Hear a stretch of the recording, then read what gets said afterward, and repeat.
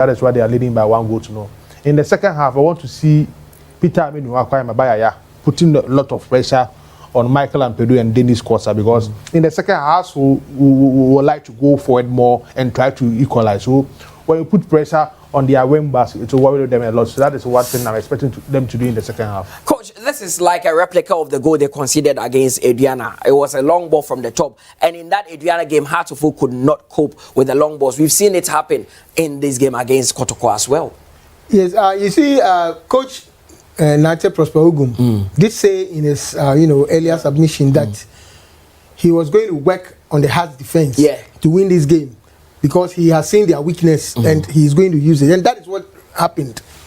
They always, you see, it's a weakness that should have been corrected after the Adriana game, but it seems like the same mistakes are being committed, and more than 3-4 times the same thing. Is it the positioning? The positioning. Okay. You see, and you allow the striker who is faster than both for you to stand in the middle, in between you. So when the ball is sent overhead, he will just move faster, and it happened 3-4 times. So what correction is the coach making in this instance?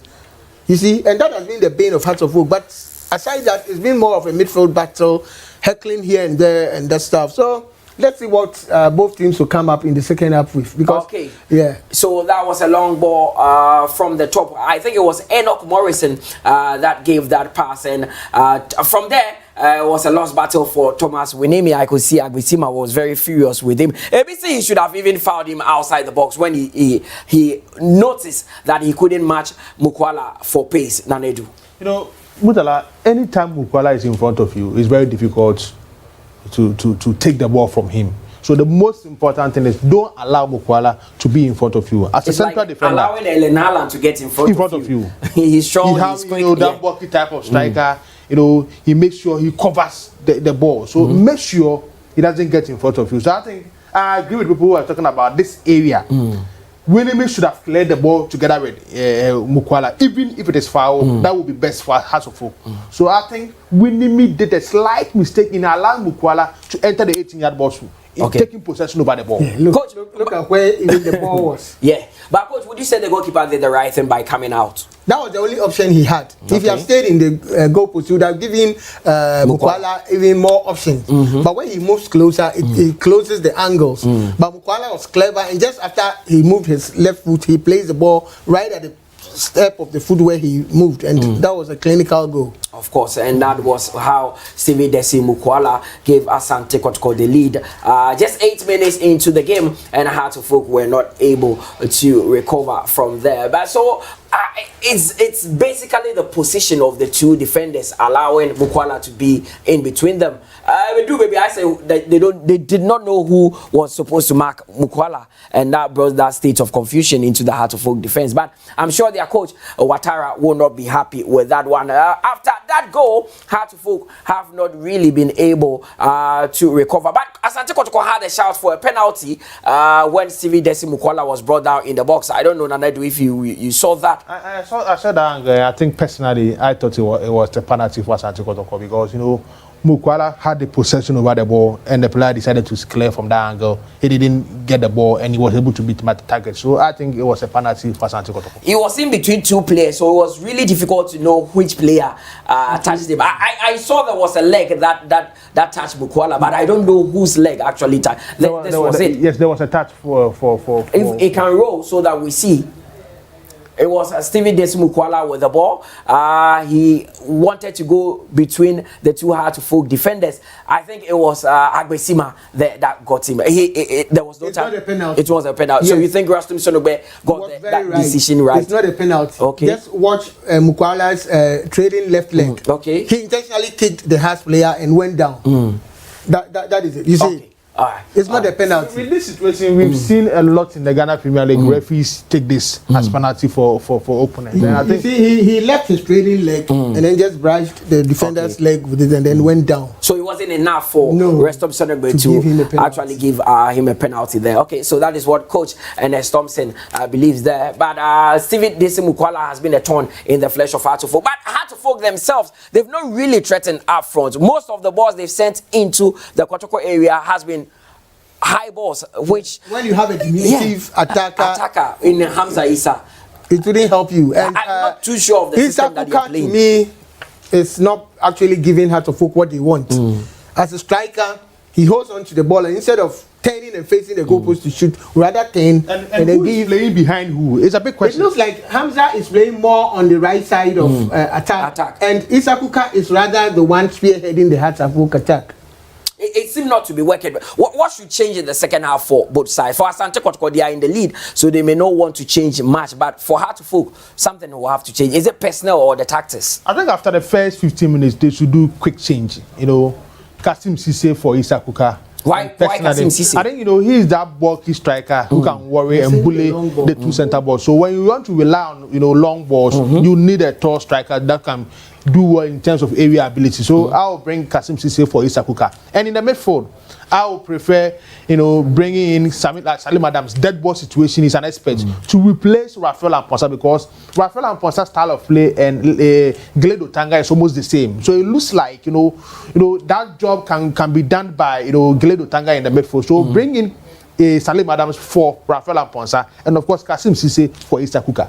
Now, the man that usually make things take for Heart of Oak is Salifu Ibrahim, and he's not really had his game in this one. It's been more of Linda Mtange, who has also not created enough for Heart of Oak. There are a lot of problems with the Heart of Oak setup today. It looks like every other player is thinking for the other player.